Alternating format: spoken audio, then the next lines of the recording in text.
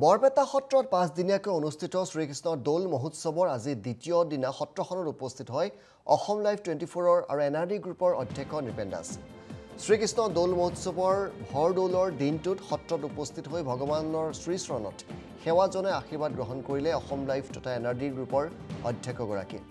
বৰপেটা সত্ৰৰ উন্নয়নৰ বাবে ১ লাখ টকাৰ আৰ্থিক অনুদান আগবঢ়ায় অধ্যক্ষগৰাকী। বৰপেটা সত্ৰৰ বুঢ়া সত্ৰীয়া ডক্টৰ বাবুল চন্দ্ৰ দাসক সাক্ষাৎ কৰি সেৱা জনাই দাসে ঈশ্বৰ পুত্ৰৰ নামত উৎসৰ্গিত অসম লাইভ 24 বাৰ্ষিক কেলেণ্ডাৰ মাহেকীয়া আলোচনী সমীক্ষণ বুঢ়া সত্ৰীয়া বাবুল চন্দ্ৰ দাসৰ হাতত অৰ্পণ কৰে। আৰু এই মুহূৰ্তত আমি দীপক শৰ্মাৰ সৈতে সংযোগ স্থাপন কৰিব খুজিছোঁ।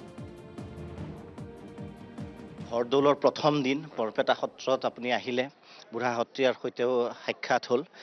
কেনে লাগিছে গোটেই পৰিৱেশটো আহি? খুব আধ্যাত্মিক পৰিৱেশ আৰু এই যে ভাওনা সংস্কৃতি এই আমাৰ অসমীয়া জাতি আৰু অসমবাসী ৰাইজক যথেষ্ট বিশ্বৰ দৰবাৰত চহকী কৰি ৰাখিছে আৰু খুব সুশৃংখলিত এখন সত্ৰ। ইয়াত মই আগতেও আহিছোঁ কেইবাবাৰো। আজি খুব ভাল লাগিল ইয়াত আহি। আমি গুৱাহাটীৰ পৰা আহিছিলোঁ, আহি সত্ৰাধিকাৰে আমাক আশীৰ্বাদো দিলে, বুঢ়া সত্ৰাধিকাৰে, আৰু তেওঁ আমাক খাবলৈ দিলে দুপৰীয়া আহাৰ। আৰু আশা কৰিছোঁ এই দেউলৰ উৎসৱে সমগ্ৰ বৰপেটাবাসী ৰাইজক আনন্দ দিব আৰু আমাৰ শান্তি সম্প্ৰীতিৰ যিটো বাৰ্তা সকলোৰে মাজত বিয়পাই দিব। আৰু খুব এটা পুৰণি চহৰ এইখন বৰপেটা। আমি সৰুৰ পৰাই জানো বৰপেটাত খুব ডাঙৰকৈ দেউল উৎসৱ হয়। ৬ তাৰিখে ইয়াত খুব ডাঙৰকৈ হ'ব। সেইদিনাখন আমাৰ টিভি চেনেলৰ টীম ইয়াত থাকিব।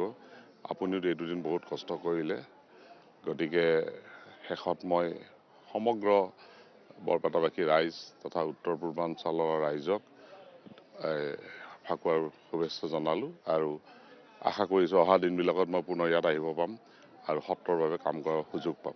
শেষত বিভিন্ন সত্ৰৰ প্ৰতি, অসমৰ সাংস্কৃতিক ধৰোহৰসমূহৰ প্ৰতি আপুনি নিজস্ব যিখিনি পাৰে আপুনি বিভিন্ন অৱদান আগবঢ়াইছে।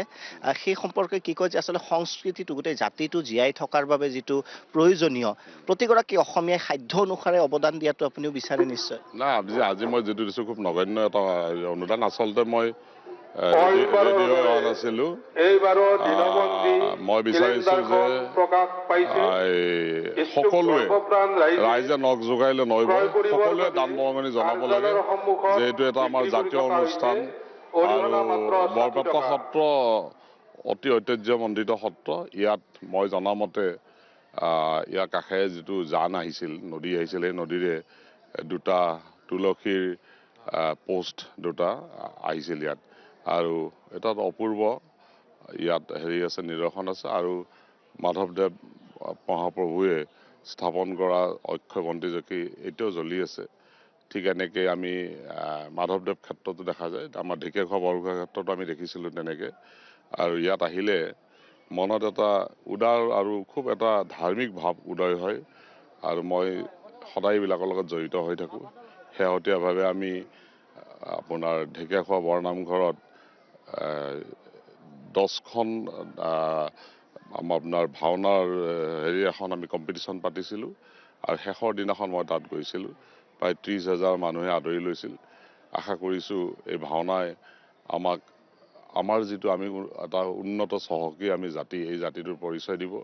আৰু মই পূৰ্বতেও কৈছোঁ, আমি অহা বছৰ দিল্লীত আমি হিন্দী ভাষাত আমাৰ ভাওনাখন আমি পাতিম আৰু ঈশ্বৰৰ আশীৰ্বাদ লাগিব। গতিকে বৰপেটাবাসী ৰাইজক পুনৰবাৰ মই অভিনন্দন।